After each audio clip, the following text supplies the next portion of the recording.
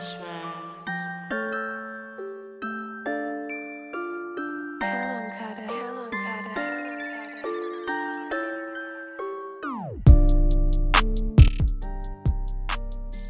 all you little swing geeks out there.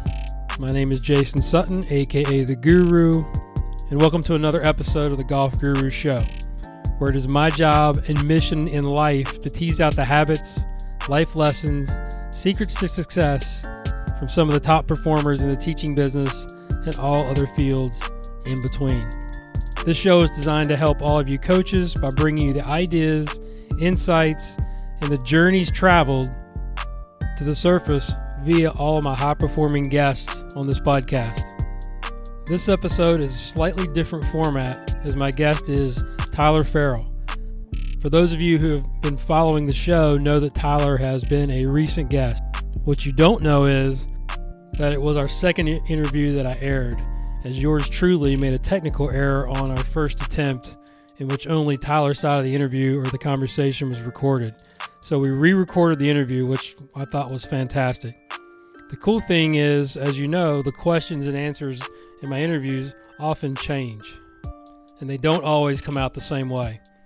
So I thought long and hard about this and to see what to do with this incredible content that I had. And after learning how to break up the answers, I just inserted the questions on my end and then remixed it. So let's get to this question and answer format with Tyler Ferrell. I hope you enjoy. Let me know what you think. I often find that curiosity can be traced back to childhood. Tyler, would you describe yourself as a curious child? And also, how did you get into fitness? And then how did that lead to golf instruction? Absolutely. I was definitely, all into the math and science side of life as a kid. It was hard to get me to read English books or history books or care too much about grammar, but I could really focus when it came to math and science. And I definitely had a curiosity about people. I can remember my mom's told me a number of stories about me just going up to strangers and kind of reading their emotions and asking what they were, like, you look stressed out, what's going on at work, or stuff like that when we'd be in the grocery store. So it kind of all came together for my career of working with people with basically biomechanics. So in high school, it's funny, when I was growing up, I thought I was going to be a professional athlete. Like, to my heart, that was kind of the persona that I identified with, but I thought I was going to be a professional basketball player. So it was around high school when I switched from playing basketball to golf, or late middle school, I guess. And I just naturally shifted the goal from being a professional basketball player to being a professional golfer, not realizing that they are totally different lifestyles. And so I had, when I was in college, I got the great opportunity to work at club golf, because basically, for those who don't know, Greg Rose started a golf gym called Club Golf before he started TPI. And that golf gym, he opened it up literally 10 minutes from where I grew up. So I was going to college and my mom saw an ad for this golf gym in the newspaper. And the next break I came home, I went over, checked it out. Membership was a little too expensive for me in college, so I got a job. It was my first real job. I was the bag boy or the janitor. So those first couple years working at Club Golf, the rule was basically keep the members happy, keep the place clean. But we didn't have there was some issues with when they launched and like who was supposed to pay for marketing. So anyway, they opened this great gym and didn't have a ton of marketing going on. And so they were limited in the number of members they had. So it was pretty easy to keep the place clean. It was really just kind of like a playground for me where if I had all the tasks done, I could either practice, or what I ended up doing a lot of was I could just shadow Greg. So for a couple of years, I pretty much just followed Greg around when I wasn't cleaning, and would help hold the wires when long drive guys were swinging in the 3D vest. And I just got to ask him a ton of questions and really took on a lot of his early philosophy of how the golf swing worked. I asked Tyler, what was your first introduction to learning about the golf swing? Was it the typical video route, or was it 3D motion capture? And this is what he had to say. 100%. I had I didn't really take lessons in high school. Started really getting serious about lessons in college.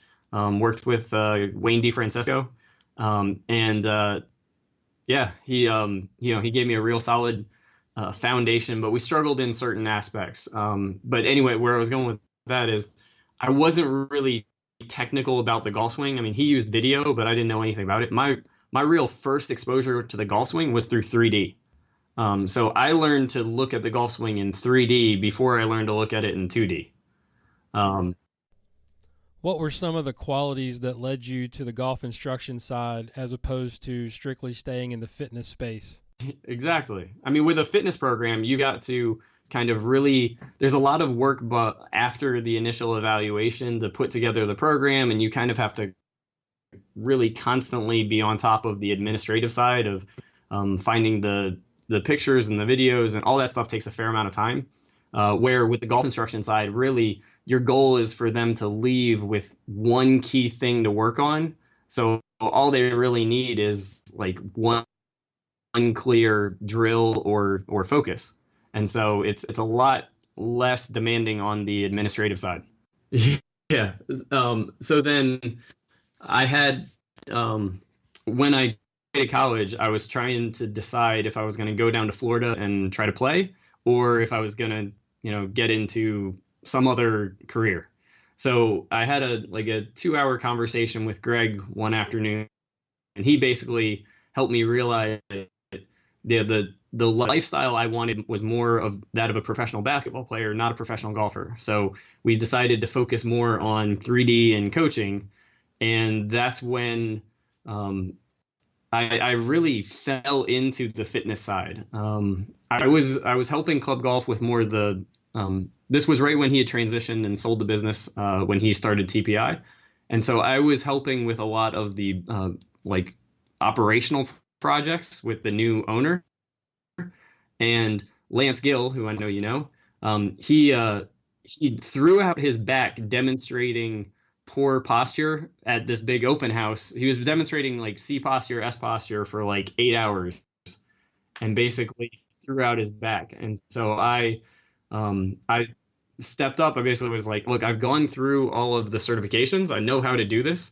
We can just put Lance in a chair and he can coach me, and I'll basically be his puppet. So then for a good 6 weeks, I had Lance kind of supervising me, walking through people through the TPI screen, walking people through the 3D, and starting to design fitness programs.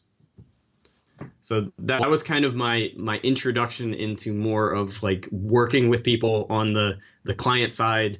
It was as a fitness trainer, but under the supervision of a couple really good experts. So, what ultimately pushed you into teaching golf full time? Was it a interaction with a student was it an event, or was it maybe a conversation you had with a mentor that led you into this big decision? Yeah, it was really, I didn't have any intention of getting into golf instruction, but I had a number of students start asking for golf instruction help, and their coaches would basically tell them that their body wasn't able to do it. But I knew the physical tests, and I'd show them like, look, this is the movement. Your body can do it. So it's more of a coordination pattern. And so with more people asking, and actually there was one visit I had out where I went out to TPI that really swayed me more in the direction of coaching golf as part instead of fitness, even though they're both a pretty big passion. I went out to TPI and I stayed with Greg, and he was just busting his butt. Like, we went into TPI at like 6:30 and he was still doing stuff at like 11 at night. And I saw Dave Phillips, stroll in there. Like he was in there probably the same amount of time in the morning, but he left early to go play golf. And he didn't seem like he was quite as stressed as Greg trying to put together all this stuff. So I started, and I realized, with his success that, maybe the golf instruction side wouldn't be the worst place to go. In your book, The Stock Tour Swing, I really enjoyed the framework, which includes: what do I want the club to do? How does the body perform the task? And 3, how can I train it? Tell us a little bit about how you develop this framework progression. Yeah, I think most golf instructors have had the experience where you're trying to get inside the mind of your student and ask them what they're thinking about. And, they hit a shot that, contact was bad, start line was bad, curve was bad. And all they want to talk to you about is what they felt. And I realized that if you just sit there focusing on what they felt, then you're basically operating under the assumption that there's a perfect feel that they're trying to chase. And then once they have that perfect feel, they have to recall that feel as many, correct times as they can. And that didn't line up with my playing experience. I felt that I could have good days and bad days with either the same feel or with different feels. So I wanted to try to find a way to get my students to focus more on what I ask for is the objective feedback, and then layer on top of that the subjective of what they felt. And so I ask a lot of questions trying to get my students to visualize or internalize what's actually happening with the golf club, and then only then go back to what it feels like. It's interesting to see how similar our philosophies are and how we put the importance of low point control, which is my number one mastermind skill, and I know you think it's really important, together with your framework, and also the importance of educating the hands and arms in the golf swing. So can you expand on your philosophy a little bit and how it originated, and also were there certain types of students that did better with the TPI body swing connection, and why do you think that is? Right, exactly. And I guess that leads into another little, hopefully quick story about where my teaching philosophy originated. So I had a great learning ground with club golf, because the way that it was designed was you, as a member of the gym, you had the ability to get a free assessment every 3 months. And so whenever I would go to a new class and learn new tests and stuff, learn something new on 3D, I'd just call up a bunch of members who hadn't been in a while, and I'd be able to practice what I just learned for a week straight. And that was my style of research. And what I started to see was that the TPI exercises and philosophy worked really well for golfers who were good as juniors, but then their bodies had kind of fallen apart as they worked in corporate America. And then when you got their body working better, they had massive improvements in their game because they already had really educated hands. What I started to see was the skill was already there. It was just they needed a little better support for those hands and the skill. So then what I started to notice was that the philosophy of those exercises didn't really have a big impact on your less skilled golfers. And so that was part of the reason why why I really started to focus on the arm and the wrist graphs, where it seemed like most of the people doing biomechanics stuff at the time were really focused on the kinematic sequence. And I started to see the pattern of maybe that's a little overblown, that I thought the arm and the wrist graphs were probably the most important piece. And so that then led to, well, if I'm going to teach people about how to use the club, then they have to be able to read the feedback and identify what's going on with the club. Yes. Yeah. And I'm with you. Most people aren't going to go to the gym for 6 weeks to do a whole bunch of stuff. And B, I got to see what happens when you do that, and it can help, but it doesn't flip the switch as quickly as, understanding low point, understanding face control, understanding, how to actually shape the path. those are what give you those giant gains in contact and makes the student really, enjoy the game. In one of the last pages of your book, I really enjoyed how you summed up everything that you put into this fantastic learning opportunity, which is your stock tour swing. So you had a few suggestions to a couple different groups of people: competitive golfers, lifelong learners, and then the one that I enjoyed that I think are going to help coaches or parents the most was coaches and parents. So I'm going to read an excerpt that I think is really applicable to my audience. It takes more patience to coach someone through learning the golf swing than it does to actually learn the golf swing. Early in my career, I would shift focus more quickly than the student was ready. I would see progress and immediately jump to a complementary movement. With years of coaching, I've learned to let the golfer get bored with success before I suggest a new area of focus. If the student asks for more, that is one thing. But if they are content at a certain skill level, it is a disservice to shift them to something new unless it will absolutely help quickly. My minimum time working in one area is 3 weeks. Transition or the release require a minimum of 6 weeks. If you try to speed things up, you will actually hinder progress for your students. I think this is a fantastic way to convey to young coaches the importance of the progression of learning and also patience. So could you expand on that, please? Yeah, two things. I mean, I probably had the same errors you did where, I'd be excited about like, okay, last week we worked on their grip, so now they can make a release change. And now because they made the release change, now we can work on the pivot.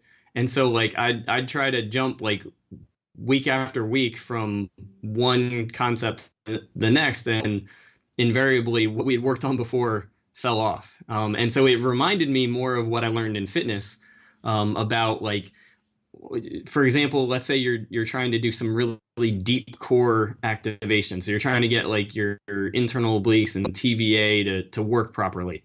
That can take 6 to 8 weeks of just doing these really boring, stupid exercises. But what happens is if you skip that and then you go on to like medicine balls and the harder stuff, you build the outer layer of the muscles without having the deeper layer to support it. And so you're now running the risk of injury. So in golf, the injury is more the big setback. So if you move on too quickly, you have it's much easier to fall into that pattern where they're like caught between patterns and they get not just lost, but completely, frustrated.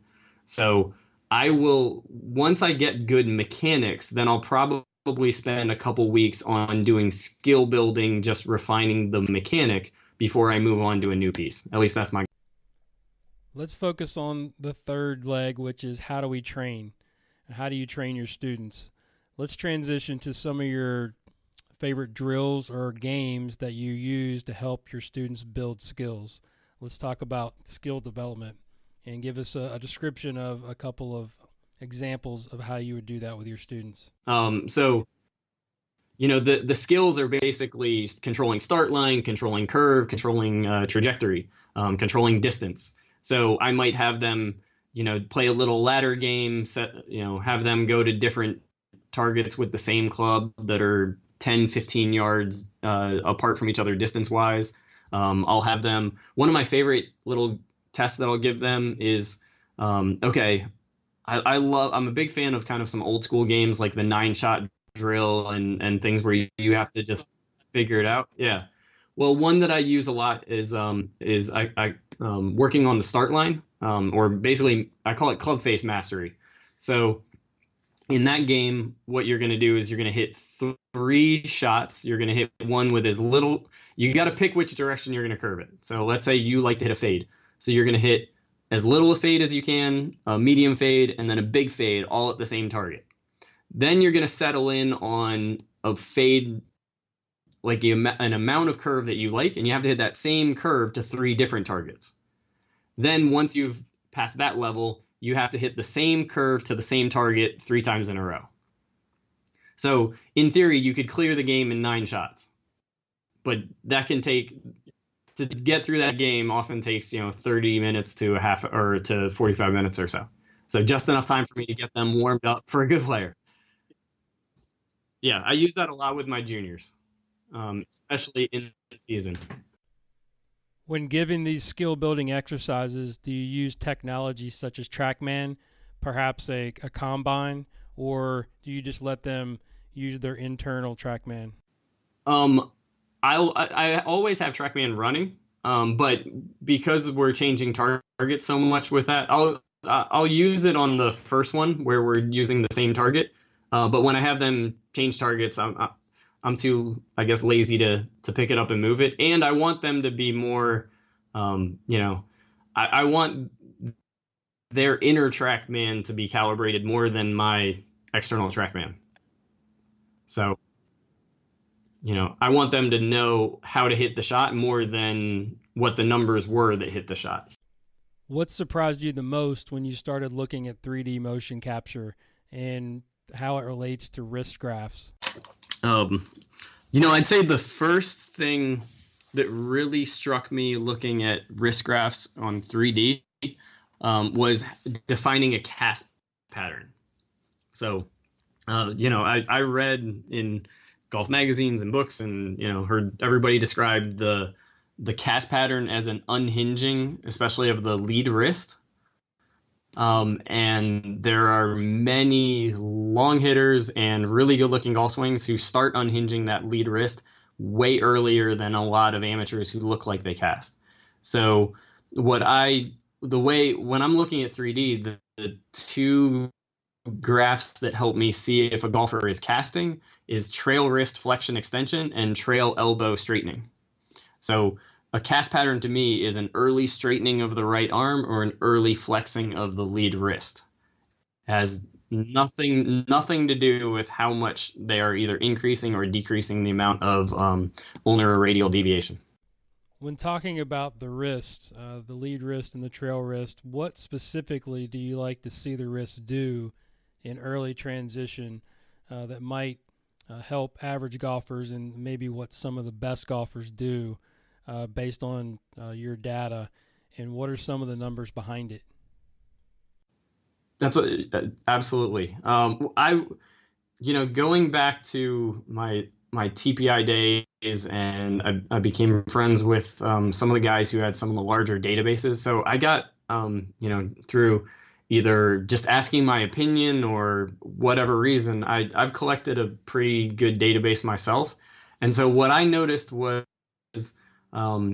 regardless of the grip strength, so whether you had somebody like who has a really, really weak grip, like a Corey Pavin, or if you had somebody with a really strong grip, like a, Zach Johnson, they were typically flexing that lead wrist during the downswing about the same amount.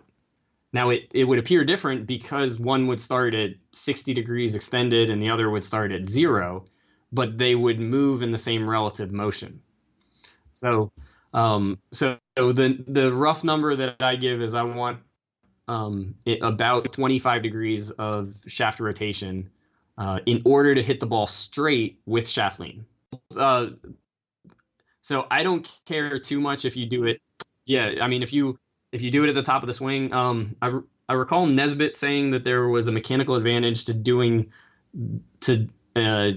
basically doing most of that movement when the shaft is vertical, which is probably about when it really kicks in. But I think you can start it fairly early and be very successful. The problem is really if you do it too late or you don't do it at all. I know you spoke about rate of closure and sort of how to predict the rate of closure. You've done some really cool videos on that. And more importantly, how do you train your students to change rate of closure if necessary? Do you use bands, training aids? And I'd like for you to expand a little bit on the difference between speed and timing of the torso when it comes to training and changing rate of closure. So I'd say there's two main things that I would look at in that scenario. One would be their perceived effort. Are they creating more of the speed and force on the club from pushing with the arms or from pulling around them with the body? So I have a couple more exercises to get them to feel like the hips and the oblique creating rotation versus the tricep, the pec, the lat, like pulling the arms. And so a lot of golfers, yeah. I mean, bands are really convenient because they're easy. I mean, I would prefer a cable machine, but bands are really easy because they're convenient to have, at your studio. Like you don't need to have a $3,000 piece of equipment in order to do that. Um, so, so if you can visualize taking the band and placing it so it's going across your pelvis, and you're going to reach around your back with your trail arm. So for a right-handed golfer, the band is going from their right across their pelvis, and they're going to grab the band behind their back with their right hand. So it's kind of wrapped around them. So then when they rotate to the left or towards the target, there's a little bit of resistance pulling them to the right. So that you can either do it down at pelvis height, or you can do it up at chest height, with a little different grip, in order to emphasize whether you want to get more of the feeling of the obliques or the feeling of the glutes and the hip muscles. So I've done a few, just really looking at some of the rate of closure stuff, with better players who can make changes to their swings. And I'd say the easiest way to change the rate of closure is to change the body position at impact. So if you want, if you in general get the thorax more rotated and side bended at impact, and if you want to increase it, get the chest facing more at the golf ball at impact. That has way more to. I like to use the position as opposed to the rate, because it's just kind of the relative timing. You could get there. You could get there with a. The problem with slower and quicker is some people think like effort, so they'll perceive faster as I've got to do it harder, and it's not really an effort thing. It's more of a timing thing. Yeah, you know, so there again, I rely more on, yeah. So that's, the transition sequence is typically like the change of direction is pretty universal. The where you'll start to see the big differences is more in the peaking order.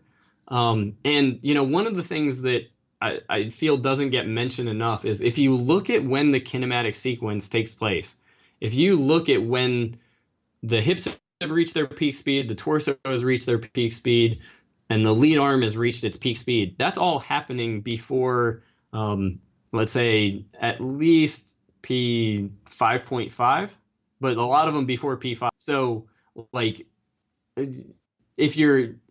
what you're trying to get happen there is more of a total body pull on the club rather than a segmented pull on the club. So I'm a big fan of trying to get everything to work together, trying to get your hips, your core, your shoulders, your arms, your wrists, all to work together to pull on the club instead of trying to feel a really exaggerated sequence. Yeah, I mean, if you look at, because if you look at like the pelvis to thorax, right, a really good X factor stretch would be 8 degrees. Do you know how small 8 degrees is? Like, appearance wise, if you see the hips really outrace and disassociate from the upper body, that's probably not a great connection between the pelvis and the rib cage. So your deep core, you're pretty much, instead of using muscle while the fascia is getting stretched, you're pretty much only going until the ligaments and tendons are on maximum stretch. And I don't think that's a very, very repeatable way to make a motion. After reading your book and watching many of your videos, we have two things in common. We love Tommy Fleetwood's swing, as we've talked about, and also we agree on the concept of when the trail arm should extend in the forward stroke. We've both found that the later the trail arm straightens, the more efficient the golf swing. And my staff and I did a little project on the best drivers and the worst drivers on the PGA Tour, and we found some similarities. How would you break down the keys to a player making this happen, and how do we teach our players to build this pattern? Yeah, we were. So one of the things that I think highly relates to the right arm straightening too soon is the timing of the trail wrist going into flexion. So what's interesting, because you were asking about the right arm straightening, I'd say what I see on 3D as a bigger difference is that amateurs typically, when that right arm straightens, they also flex that right wrist. And pros, when they straighten that right arm, they extend that right wrist. So by extending that wrist, it maintains the narrowness of the arc later. So then you can get rotation and side bend. If you took an amateur arm, trail arm pattern and put them in a perfect tour impact position, they'd hit it 1.5 feet behind the ball. One of the things that I really enjoy about your teaching is how you sort of reverse engineer teaching impact and release. Can you give us a description of why that's important and how that would look in one of your golf lessons? That's where you get into the coaching art. I think in theory, yes, I always try to teach the end of the motion before the beginning of the motion. So like from a fitness perspective, if you're going to work on box jumps, the first thing you do is you teach someone how to land with your ankle, knee, hip in good alignment, and you absorb the force in the hips while keeping the core active. So you don't collapse. You learn how to break yourself safely. So then once you know how to break yourself, then it's easier to jump from a higher box and land because you know you can handle it. I use the same metaphor with teaching someone a good release, that you'll be able to handle more speed if your brain is comfortable about where the club is going to go through the ball. Yes, almost. And that's an interesting and challenging conversation with a lot of older golfers who have been so focused on the backswing for pretty much, I've had guys who've come in and probably taken 50 lessons on takeaway and backswing. And it's just a complete shock when we start at impact to follow through. Do you always start with the downswing, or is there a time when you might clean up the takeaway, or start with maybe educating the hands? Can you expand on that a little bit?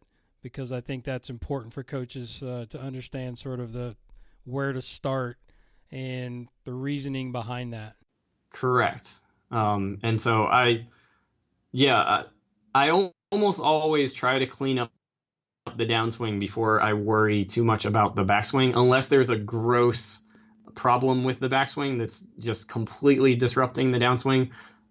Or you're mentioning, do I always educate the hands? Some golfers are just not very aware of the hands at all, right? And not only that, but they don't want to go through the process of what it would take to learn it.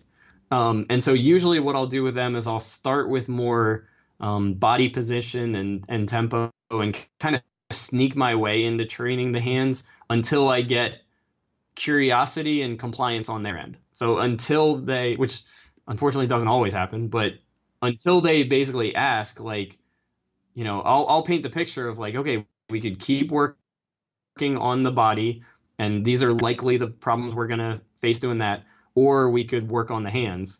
And, this is likely what we're going to experience trying to work on the hands. And sometimes what they'll say is, well, let's work on the hands in October or something like that. Like we'll come up with a time of when we want to go after the hands, that basically aligns with their being comfortable with making a change.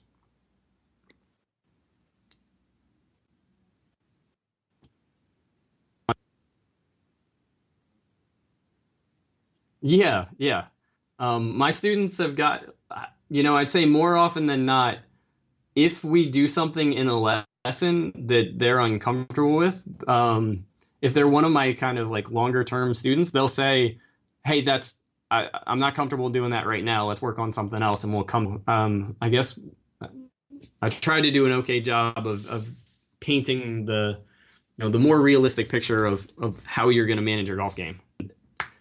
And the flow chart I have in the back of the book, I try to highlight that just because that there's a small swing flaw doesn't mean you can't shoot a really low score. So it's better to go into an important event or season knowing your game rather than having a perfect swing that you don't know. In your book, you do a great job of sort of walking the tightrope of educating students and also talking to coaches in that language. How did you decide on the content that you'd put in your book and what direction that you would go? Well, in my case, it was actually pretty easy. I started with the website, and after doing videos every week for about 2 years or so, we had 300 or 400 videos on the site, and so people would join the site and basically ask, "Where do I start?" Like, there's so much content on here. Where do I start? And so I wanted to create more of a roadmap, more of a like A to Z to help understand how every piece fit together, and then not necessarily go into great detail on each piece because those were already taken care of on the website. So then with just an outline and the mission of writing, I'm not a big fan of making rules like I'm going to write every day, but I said I'm going to write for an hour more days than not. And so for 6 months, every morning, the first thing I did was I got on my computer and I just, after I had my outline in place, I just started writing. And as soon as I finished, the next day, I went back to revising. And that's really, it took probably 5 or 6 months of writing and then another year of editing and revising to get it closer to where I wanted. And it really, I had help from my brother and a professional editor to ultimately get it to where I was really happy with how it came across.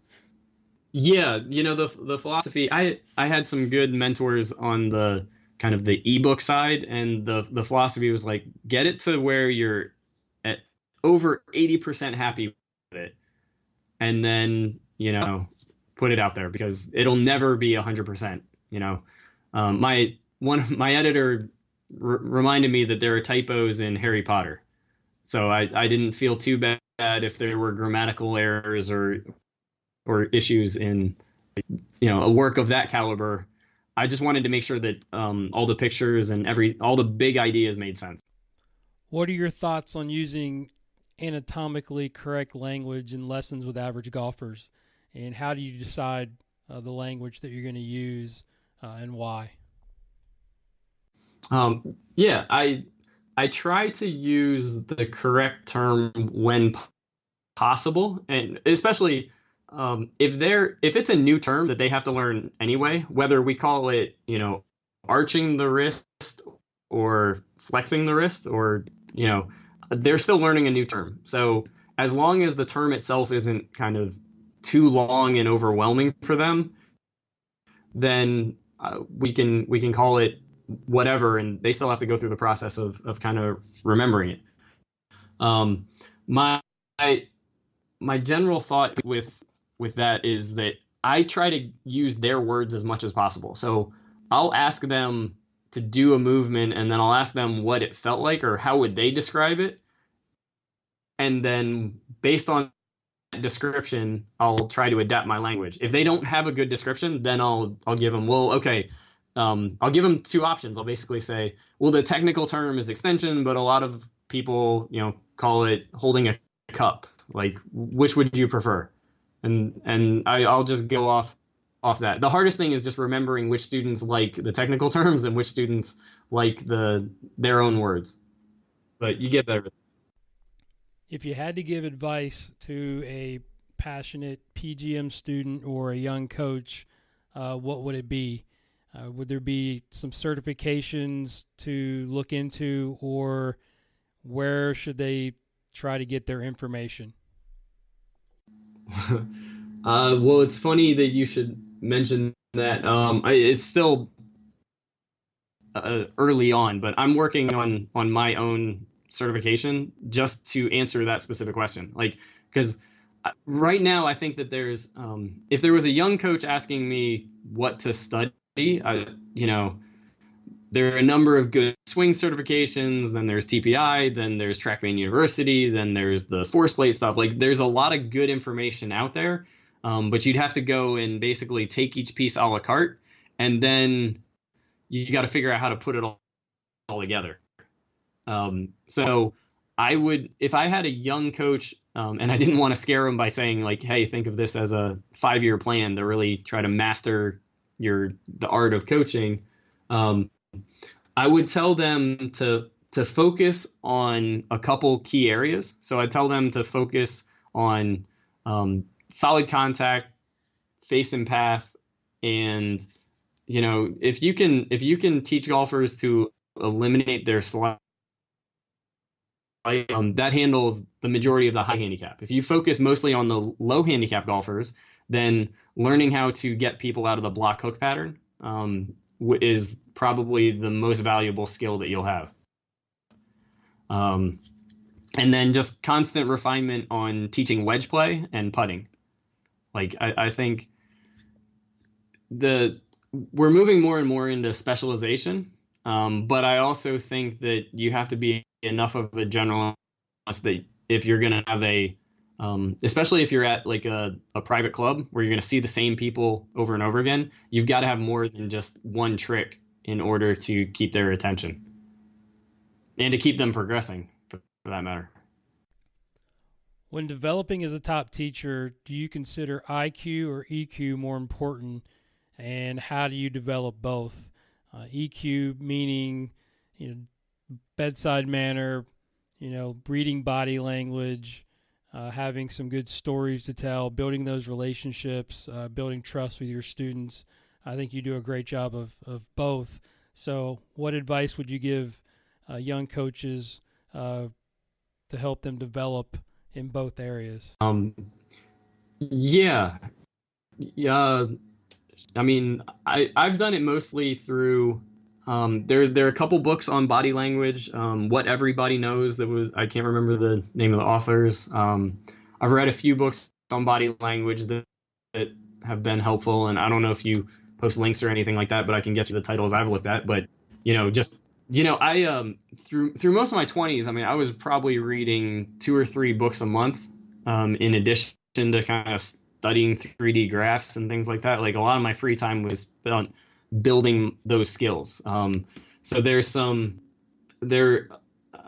keep challenging yourself to grow in each aspect. There's some really good understanding people's motivations and their personality styles. And then reading body language, as I said, is absolutely helpful. And then just kind of, have enough stories and metaphors so that you can, you almost want to have like scripts for the common problems that you're going to see.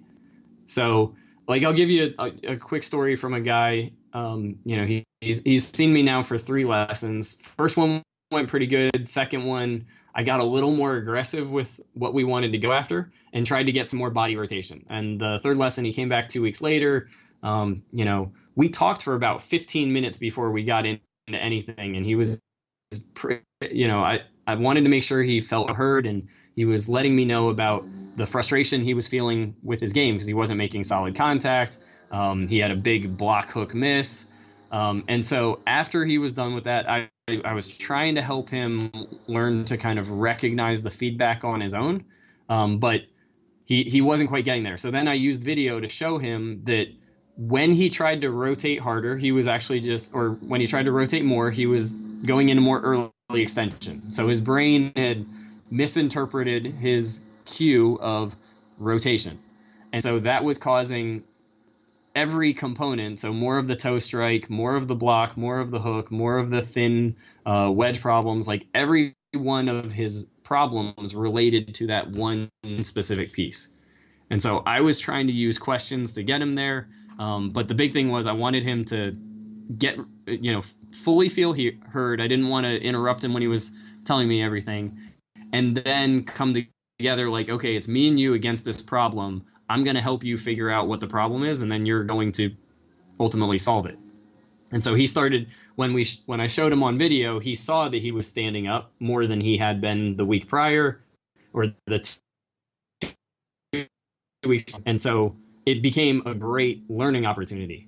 I've had a number of instructors kind of sit in on lessons, and they'll say that I'm very patient with working through someone on a specific drill. Yeah, yeah. And the other skill that I think just takes time is recognizing when they're struggling with a drill, but they're close and they're gonna get it, versus they're struggling and they're never gonna get it in that lesson. And that, knowing when you have to pivot from one drill to another is a good part of the art as well. One of the other skills that you mentioned in your book is how to recognize frustration level in students, which I think is super valuable. You say if the student gets highly frustrated, focus their attention on club brushing the ground or reacting to feedback. So what are some keys to look for when trying to figure out the frustration level of a student? Yeah, you really want to pay attention. You want to pay attention not just to their body language, but to their actual language. So the words that they choose are going to help you reveal like some of their frustration level, some of their expectations, whether they're more in it just to, they like the challenge of hitting a golf ball, or whether more, this is how I define my identity by being competent in something and I need to be good at this. You gotta, there are times where the right technical solution is the wrong thing to suggest. Who have been your mentors or influences in your career and your life, and what have you learned from them? Yeah, I mean, Greg Rose and Janet Alexander were probably two of my biggest mentors. Greg Rose early on, and then I've had a tricky neck injury that's caused me to move around and work with some health practitioners, and just try to understand the body so that I can heal myself. And Janet Alexander was there for me for the first couple of years when my neck and shoulder was really bad. And so like she showed me a lot. The great thing about her was she's one of the Czech, or she was one of the Czech faculty instructors at that time. And so she would kind of take me through the lesson in person, and then afterwards kind of quiz me on like, now why did I do that? So like, okay, this exercise looks like you're working your hips. How is this helping your neck? That kind of stuff. She taught me a lot about sneaking up on problems. So like how can you, I'd say she did it mostly from the body perspective, but you can certainly apply it to the club. How can you sneak up on a change without, we called it tripping the alarm? Because if you if you trip the alarm and you create some stress in your student, then they're more likely to use their automatic pattern. But you need enough frustration that you enable learning. So she was really good at finding that balance. And then, I'd say the funniest thing is like, from a pure golf instruction standpoint, I haven't had that many really good mentors as far as like teachers who I got to watch teach. And so I rely a lot on the lessons that I learned from Wayne DeFrancisco and Bernie Najar, conversations that I've had with a lot of other, really good instructors. But more of my, I'd say mentorship is on either the coaching side or the fitness side, and then I just apply it to golf. Describe a failure or an apparent failure that has set you up for later success. And do you have a favorite failure story that you can share with us? Yeah, I like to think I fail all the time because I'm a big fan of trying to take risks, and I one of the quotes that I always, or that I've lived by for the last like 10 years or so, is to live an extraordinary life, one must resist an ordinary approach. So I was, and there was a book I read in my early 20s called Overcoming Under Earning, where it talked about the number one predictor of success is the willingness to be uncomfortable. So I try to embody those as much as I can. I'd say one of the biggest, I'd say, kind of failures that turned into something was when I was in Arizona in 2010, and I realized I'd been working with Janet Alexander on my neck, and I realized that this wasn't going to be resolved quickly, that this was going to take some real time to get through, and therefore it was going to take some money. And so at the time, I was doing a golf fitness program with a trainer in Colorado, and I moved out to Colorado to try to speed that up. And it was, you know, it was a challenge, kind of going from square zero to try to build up a teaching program. But the big failure there was really the golf fitness program, because we pretty much broke even on the program. But through going through that failure, I learned a lot about the internet business model, and I got introduced to my now business partner on Golf Smart Academy. So like that failure learned to, which I liked the program that we had, the Golf Drive Secret program, but I didn't think it was using my 3D skill set. So like that failure led to opening up the opportunity to really create the website the way that I wanted to. So it was a good humbling lesson, and ultimately the website that I created has opened up pretty much every door and every good opportunity in the last 5 years. It's just been a great business card. What? Yeah, and it's the level of exposure has been pretty amazing. I mean, I've had some pretty cool, unique opportunities that have come from just having all those videos out there. When you feel overwhelmed or unfocused, what do you do, or what do you tell yourself? When you feel stressed, do you have some tactics or some go-tos that you can share with us? So when I feel, did you say overwhelmed or underwhelmed? Overwhelmed. Yeah. So um, when I'm stressed, at least the last couple years, I go do a sauna session. So 2 or 3 rounds of 10 to 15 minutes in as hot a sauna as I can find. And it gives me both time to kind of think about things and prioritize things, and it's just a great reduction of sympathetic overload. So some of the nights where I have the best sleep are after I've done a really good sauna session.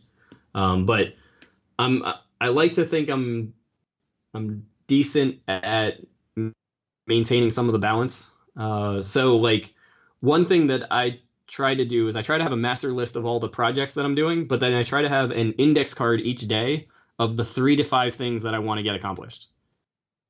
And if I get accomplished all the things on the index card, it was a successful day, and I don't feel very overwhelmed, even if there's 100 things on that master list. The time when yeah, no, I actually use an index card. It's way more therapeutic for me to write them out and cross them off. I've yet to have success with any like digital organization stuff. I'm much more old school. I got to write it out. Being a fitness guy, I know that you're big on fitness and working out. So what are you doing nowadays to keep in shape? And also, what does a typical workout look like for you? Well, that's where. So right now, I'm in the Soma training program. So I'm still kind of in my mind finishing up getting as good as I can with my neck. So I'm working with a doctor by the name of Guy Voyer. I'm studying his stuff, and he's helping me with my recovery program. So I I work out probably 6 days a week. I'd say an hour to an hour and a half, but most of most of it looks like it's more yoga or stretching or balance or coordination. Like it doesn't look like I'm really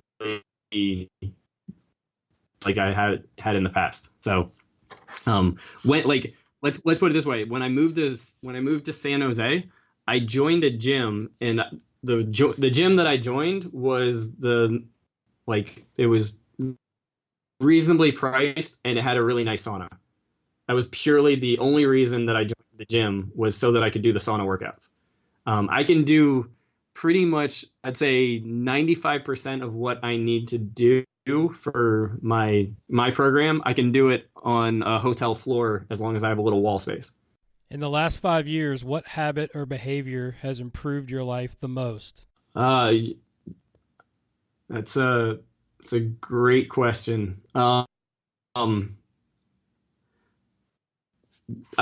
constantly tinkering with my diet, my exercise, my sleep, my lifestyle. Like I'm constantly trying to find the balance of how to have as much energy and stable mood and no pain and all that fun stuff, and still be able to work as much as I want to. I'd say that in the last, I guess if we're saying the last 5 years, how to stretch properly has been like the biggest thing as far as helping the the the largest area, like the greatest number of areas in with my body.